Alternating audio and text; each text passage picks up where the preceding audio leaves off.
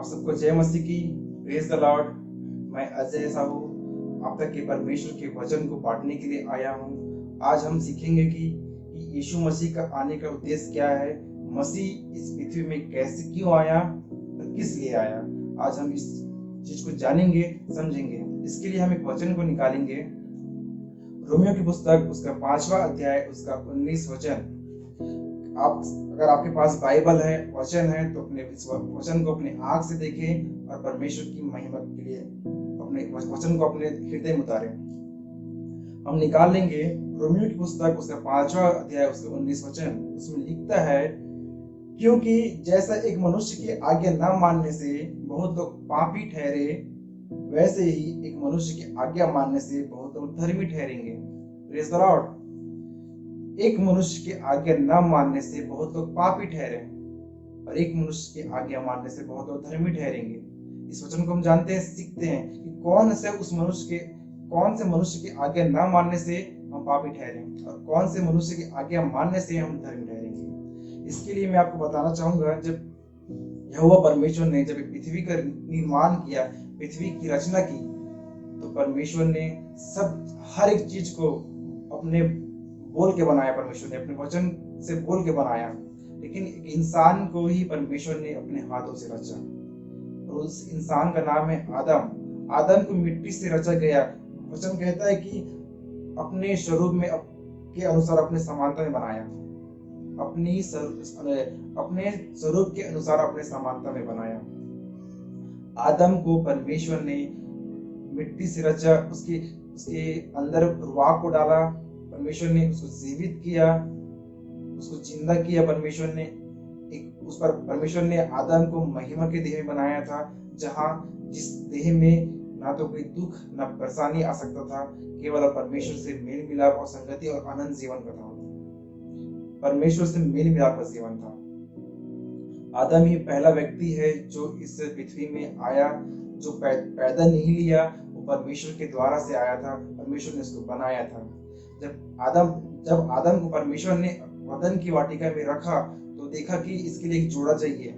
तो परमेश्वर ने आदम की पसली को निकालकर हवा का निर्माण किया, हवा को बनाया। परमेश्वर ने आदम के द्वारा से हवा का निर्माण हुआ। मेरे प्रियो, फिर उसके बाद दोनों को एक अदन की वाटिका में रख दिया। परमेश्वर ने पहले आदम बनाया, फिर हवा को बनाया उसके अनुसार से, फिर दोनों को अदन की वाटिका में रख दिया। उसके बाद परमेश्वर ने उनको आज्ञा दी। वहां एक वृक्ष था, अदन की वाटिका के बीच में एक वृक्ष था, बुरे और भले का ज्ञान का वृक्ष, जिसको परमेश्वर ने कहा तू सब फल खा सकता है। वहां के हर एक वृक्ष का फल खा सकता है, हर एक पेड़ का फल खा सकता है, लेकिन बुरे और भले का ज्ञान के पेड़ को मत खाना। अगर तू जिस दिन उस फल को खाएगा, उसी क्षण मर जाएगा, अवश्य तू मर जाएगा। परमेश्वर ने ऐसा कहा, अगर तू फल को खाया तो मर जाएगा। मेरे प्रियो, फिर सांप के बहकावे से हवा को फल खाने के लिए मजबूर किया गया। आप निवेदन है कि आप बाइबल को पढ़ें, बाइबल को अध्ययन करें, परमेश्वर को पवित्र आत्मा को सिखाएगा कि सब कैसे हो किया गया। जैसे ही सांप ने हवा को बहकाया, तो हवा ने देखा, सांप तो बोला कि इस तू खाने से तुम मरेगी नहीं। फिर उसने खा के देखी तो सचमुच वहां तो मरी नहीं। फिर उसके बाद उसने आदम को भी खिलाया फल को। आदम ने जैसा खाया, वो भी देखता कि मैं मरा नहीं हूँ, लेकिन उसको पता चल गया था कि अच्छा क्या है, बुरा क्या है, मैं किस अवस्था में हूँ, उसको पता चल गया था। मेरे प्रियो, परमेश्वर ने कहा था तो इस फल को खाएगा तो अवश्य मर जाएगा। मैं आपको बताना चाहता हूँ कि परमेश्वर ने उसको महिमा के देह में रचा था, पार्थिव देह में नहीं बनाया था। परमेश्वर ने उसको महिमा के देह में बनाया था, जिसमें परमेश्वर का अनंत जीवन था। परमेश्वर आदम और हवा को अनंत जीवन के लिए बनाया था। परमेश्वर ने ना उसका कभी मरे, ना ही उसके जीवन में कोई मुसीबत आए, ना कोई प्रॉब्लम आए, ना दुख आए, कुछ भी नहीं, ना ही काटना पड़ता था, ना रोना पड़ता था। सब चीज वहां पर उपस्थित था। वो अनंत जीवन था, वो परमेश्वर का एक राज्य था, परमेश्वर का राज्य था वो। उस महिमा के देह को, लेकिन लिखता है अगर तू नहीं मानेगा तो अवश्य मर जाएगा। मतलब अगर तू फल खाएगा तो अवश्य मर जाएगा। हवा आदम ने फल खाया और मर गया। कैसे मरा? उसकी महिमा का देह में मर गया और पार्थिव देह में जीवित हो गया। और जैसे परमेश्वर की आज्ञा को उल्लंघन किया, जैसे परमेश्वर की आज्ञा को नहीं माना, वैसे ही पापी हो गया। और पाप का शुरुआत वहां से शुरू होने लगा। पाप का जन्म हो गया वहां से। आदम के द्वारा से पाप आने लगा और ये पाप धीरे धीरे धीरे धीरे बढ़ने लगा। धीरे धीरे धीरे पूरे मानव जाति में फैलने लगा, क्योंकि आदम और हव्वा के द्वारा से जो पुत्र उत्पन्न हुए थे, उसके द्वारा से और भी पुत्र उत्पन्न हुए। ऐसे ऐसे करके बहुत लोग बढ़ते गए और सब पाप करते लगे। लेकिन फिर भी उनको पाप का एहसास नहीं था कि हम कर रहे हैं, क्योंकि उनको पता ही नहीं था पाप क्या होता है। फिर इसी के अनुसार हम आगे पढ़ते हैं बाइबल में। इसमें एक पुस्तक है, निर्गमन की पुस्तक है, उसमें मूसा की व्यवस्था लिखा गया है। मूसा वो व्यक्ति था जिसको परमेश्वर ने चुना गया था, और लेवी घराने का था मूसा। परमेश्वर ने इसको चुना और परमेश्वर ने जो मिस्री थे, जो मिस्र देश था, वहां पे इजरायली लोग रहते थे, तो परमेश्वर ने इजरायलियों को निकालने के लिए मूसा को चुना गया था। तो उसी मूसा के द्वारा से परमेश्वर ने कुछ व्यवस्था दी, कुछ आज्ञा दिया। इसके निर्गमन की पुस्तक उसका 20वां अध्याय 1 से 17 तक की उस 10 आज्ञा को परमेश्वर ने दिया ताकि लोग जान सके कि पाप क्या है, लोग जान सके कि अच्छा बुरा क्या है, लोग ताकि उस आज्ञा को मान के दोबारा उस पाप में ना पड़े। परमेश्वर ने मूसा के द्वारा एक दर्पण को दे दिया, समझो, ताकि वो अच्छे और बुरे को जान सके। उस 10 आज्ञा को दिया, अगर तू ऐसा नहीं करेगा तो पाप है। और फिर भी लोग ऐसा करते थे, फिर भी पाप करते थे, उस आज्ञा को, परमेश्वर की दी हुई आज्ञा को पूरा नहीं कर पाते थे। हम पढ़े इब्रानी की पुस्तक उसका 9वां अध्याय उसका 22 वचन, उसमें लिखता है, सच तो यह है कि व्यवस्था के अनुसार से प्राय सब वस्तु लहू के द्वारा शुद्ध की जाती है और बिना लहू बहाए पापों की क्षमा नहीं। Praise the Lord. बिना लहू बहाए पापों की क्षमा नहीं हो सकती। इसलिए परमेश्वर ने उस समय पशुओं को दिया। बहुत सारे पशु थे, बहुत सारे मतलब हर एक प्रकार के अलग अलग थे। परमेश्वर ने बलियों को दिया, पाप बलि, होम बलि, मेल बलि, ऐसे बलियों को दिया परमेश्वर ने, ताकि वो 1 साल तक वो वो जो है उस बलि को देने से वो जो है पाप रहित हो जाते थे, पाप नहीं आता। लेकिन फिर वो इंसान पाप करता था, फिर बलि देता था, फिर पाप करते, फिर बलि देता, ऐसा चलता रहता था। तो परमेश्वर ने देखा कि ये लोग सुधरने वाले नहीं है, ये लोग मतलब परमेश्वर ने देखा कि पाप बढ़ते गया, पाप बढ़ते गया, पाप बढ़ते गया, संसार पे हावी हो, संसार को जितने लगे पाप, पाप के द्वारा से संसार हावी, मतलब संसार में पाप छा गया। एक वर्ड है वो, तो संसार में पाप छा गया। तो परमेश्वर ने देखा कि इसके लिए अब एक निष्कलंक निष्पाप मनुष्य की बलि देना अवश्य है। एक निष्कलंक निष्पाप जो पाप से जन्म ना हो, ऐसा एक इंसान की बलि देना अवश्य है। तो यहोवा परमेश्वर ने अपने प्रिय पुत्र को इस पृथ्वी में भेजा। मरियम एक स्त्री थी जो परमेश्वर की आज्ञा के अनुसार से अपने जीवन को रखती थी। उसके अनुसार, उसके द्वारा से, पवित्र आत्मा के द्वारा से उसे गर्भ में प्रभु यीशु को लाया। प्रभु यीशु का जन्म हुआ। जब परमेश्वर ये बातें जो है, जब परमेश्वर यीशु का जन्म हुआ, ये पहले ही भविष्य हो चुका था। हम पुस्तक को पढ़ें जो यशायाह की पुस्तक है और भी बहुत सारी पुस्तक है, उसमें साफ साफ लिखा हुआ है कि कैसे यीशु का जन्म होगा और क्यों होगा, दिया हुआ है। मैं आपको बताना चाहता हूँ, जैसे ही यीशु जन्म लिया, उस 30 साल तक की उस व्यवस्था को पूरा किया जो कि कोई भी इजरायली हो या चाहे कोई भी हो, व्यवस्था को पूरा नहीं कर पाया था।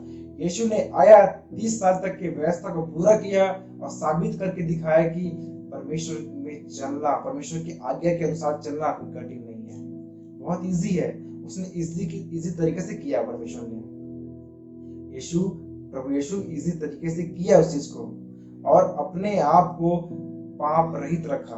30 साल जितनी भी जीवन काल था, 33.5 साल उसने पूरा पाप रहित, एक दाग भी उसके जीवन में नहीं आया, छोटा सा दाग, छोटा सा कंकड़ भी उसके जीवन में नहीं आया। और जैसे ही उसने 30 साल कंप्लीट किया, उसने हर एक व्यवस्था को पूरा किया, अपने माता पिता की आगे को माना, समाज के प्रति अपनी जागरूकता को दिखाया, और फिर परमेश्वर ने बपतिस्मा को लिया। यीशु जब बपतिस्मा को लिया, तब एक आकाशवाणी होती है, ये मेरा प्रिय पुत्र है। ये क्यों होता है? परमेश्वर ने उस व्यवस्था को पूरा करके आया था, जिसको ना कोई इजरायली कर सके, ना कोई अदर लोग कर सके। Praise the Lord. उसके बाद परमेश्वर ने प्रभु यीशु ने परमेश्वर के राज्य का प्रचार करना शुरू कर दिया। परमेश्वर का राज्य का प्रचार करना शुरू कर दिया कि मन फिराओ, स्वर्ग का राज्य निकट है। क्योंकि परमेश्वर जानता था कि कभी भी परमेश्वर का राज्य आ सकता है। उसने कहा कि स्वर्ग राज्य निकट है, मन को फिरा लो। अभी से आपको टाइम, आप जो है इस देह में अपने जीवन को बदल सकते हो, पछतावा कर सकते हो, अपने पाप को मिटा सकते हो, लेकिन मरने के बाद हमारा कुछ नहीं हो सकता। मेरे प्रियो, यीशु ने अपने सेवकाई को शुरू किया। परमेश्वर ने जगत में अपना, हम बोले जाए तो कि परमेश्वर ने अलग अलग काम किए, चमत्कार किए। परमेश्वर ने वचन को फैलाया और सभी से कहा कि मन फिराओ, परमेश्वर का राज्य निकट है। उसके बाद वहाँ की जो धर्म गुरु थे, याजक महाजक थे, उसको ये बात पसंद नहीं आई। वो लोग जानते थे कि इसको अगर हम जीवित रखें तो ये राज्य करने लग जाएगा। तो उनको ये दिमाग में सोचा गया था, ये जीवित रहा, ये राज्य करने का मतलब ये हमारे ऊपर राज्य करेगा। तो उन्होंने परमेश्वर को सूली पे लटकाया। परमेश्वर को यीशु को सूली पे लटका दिया। और यीशु जब सूली पे था तो सारे जगत के पापों को अपने ऊपर ले लिया और उस क्रूस पे बलिदान कर दिया। मेरे प्रियो, एक लहू बहाने से हमारा छुटकारा होता है। हमारा पाप केवल और केवल लहू बहाने से मिटाया जाता है। आज के जमाने में भी लोग यही कर रहे हैं। आज के अगर किसी और धर्म में देखें तो उन्होंने भी किसी न किसी पशु को बलि देते हैं, आज भी देते ही हैं। तो मेरे प्रियो, हमारे लिए प्रभु यीशु बलिदान हुआ है ताकि हमारा पाप मिटा जा सके, हम दोबारा उस पाप में न आ सके। यीशु हमारे लिए बलिदान किया गया है। मेरे प्रियो, इस बात को हमको समझने की जरूरत है कि हमारा पाप जो है मिटा दिया गया है। हम पापी नहीं हैं, लेकिन हम उस परमेश्वर पे विश्वास करते हैं कि यीशु ही हमारा उद्धार करता है, उसी ने हमारे पाप को मिटाया। तभी आपका पाप जो क्षमा होगा और अपने पाप को मानना पड़ेगा परमेश्वर के सामने। मेरे प्रियो, इस बात को समझे, इस बात को जाने। यीशु 3 दिन के बाद जी उठा। जैसे ही उसने क्रूस पे अपना बलिदान किया, जैसे ही क्रूस में अपना दम तोड़ा, जैसे ही यीशु ने उस क्रूस में अपना देह को त्यागा, तीसरे दिन उसने जी उठ गया परमेश्वर, ताकि जगत का न्याय कर सके। परमेश्वर ने 40 दिन तक पृथ्वी पे रहा, उसके बाद उठा ले गया, स्वर्ग में उठा ले गया। मेरे प्रियो, हम एक वचन देखेंगे इसके लिए। मत्ती की पुस्तक उसका 9वां अध्याय उसका 13 वचन, उसमें लिखता है, क्योंकि मैं धर्मियों को नहीं परंतु पापियों को बुलाने आया हूँ। Praise the Lord. ये सबसे बड़ा वचन है। मैं आपको मेरा बताने का उद्देश्य यही था कि यीशु किस लिए आया। वो धर्मियों के लिए नहीं आया, वो पापियों के लिए आया। परमेश्वर पापियों के लिए आया ताकि उसका पाप जो है मिट सके। पाप जो है मिटाने के लिए आया था। हमारे पाप को परमेश्वर यीशु मिटाने के लिए आया था। इस बात को हमको समझने की जरूरत है, जानने की जरूरत है। एक और वचन देखेंगे, यूहन्ना 3:16, उसमें लिखता है, क्योंकि परमेश्वर ने जगत से ऐसा प्रेम किया, उन्हें अपना इकलौता पुत्र दे दिया, ताकि जो कोई उस पर विश्वास करे नष्ट ना हो परंतु अनंत जीवन पाए। Praise the Lord. परमेश्वर यीशु जगत से ऐसा प्रेम किया कि उसने अपना इकलौता पुत्र को तक दे दिया, ताकि हम जो है नाश ना हो, हम जो है बर्बाद ना हो, हमारा जीवन, हमारी आत्मा का हमारी आत्मा उस आग की झील में न जाए, उस नरक की आग की झील में न जाए। इसलिए परमेश्वर ने अपने इकलौते पुत्र को दिया ताकि हम अनंत जीवन को प्राप्त किए, हम पाप रहित हो जाएं, हम परमेश्वर में एक साथ हो जाएं। यही उसका उद्देश्य था आने का, यही उसका उद्देश्य था कि हम जीवन को पाए। मेरे प्रियो, हम जब विश्वास करते हैं प्रभु जी तू ही हमारा उद्धार करता है, तू ही हमारे पापों को मिटा सकता है और मेरा पाप मिटा, अंगीकार करते हैं रोमियो 10:10 के अनुसार से हमारा पाप क्षमा हो जाता है। उसी एक मनुष्य के द्वारा, आदम के द्वारा पाप का स्टार्ट हुआ और एक आदम के द्वारा पाप मिटा दिया गया और एक अनंत जीवन स्टार्ट हुआ। जब यहोवा परमेश्वर ने आदम को बनाया तो महिमा की देह बनाया। उसी प्रकार जब यीशु इस पृथ्वी पे आया और हमारे पापों को मिटाया ताकि हम उस महिमा के देह में प्रवेश कर सके। मेरे प्रियो, जब परमेश्वर का राज्य आएगा तो कौन कौन उस राज्य में जाएंगे, कौन कौन इस पार्थिव देह को त्याग कर महिमा के देह में जाएगा। इस बात को जानने के लिए हमको बहुत ही, इस बात को समझने के लिए, इस बात को जानना होगा कि कौन कौन जाएगा। जो परमेश्वर के अनुसार से अपना जीवन रखते हैं वही जाएंगे। हर एक व्यक्ति नहीं जा सकता।